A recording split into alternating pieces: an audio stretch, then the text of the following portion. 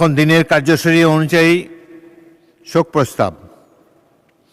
আমি গভীর দুঃখের সাথে জানাচ্ছি যে ইতিমধ্যে বাংলাদেশি বৌদ্ধদের সর্বোচ্চ ধর্মীয় গুরু 21 পদকপ্রাপ্ত ত্রয়োদশ সঙ্গরাজ ডক্টর জ্ঞানীশ্রী মহাস্থবির উল্লিখিত ব্যক্তিবর্গের জীবন বৃত্তান্ত সম্বলিত শোক প্রস্তাব আমি এ মহান সংসদে উত্থাপন করছি।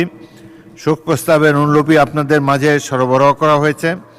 তাদের মৃত্যুতে মহান জাতীয় সংসদ গভীর শোক ও দুঃখ প্রকাশ করছে।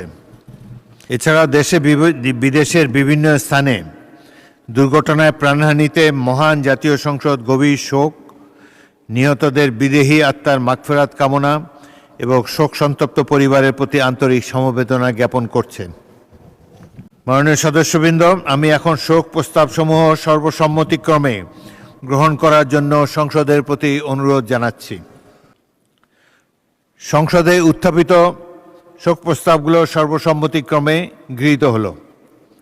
এই প্রস্তাবগুলো যথারীতি সংসদের কার্যবিবরণীতে অন্তর্ভুক্ত করা হবে এবং শোক প্রস্তাবগুলোর অনুমতি সম্মানিত ব্যক্তিবর্গের শোক সন্তপ্ত পরিবারের নিকট প্রেরণ করা হবে।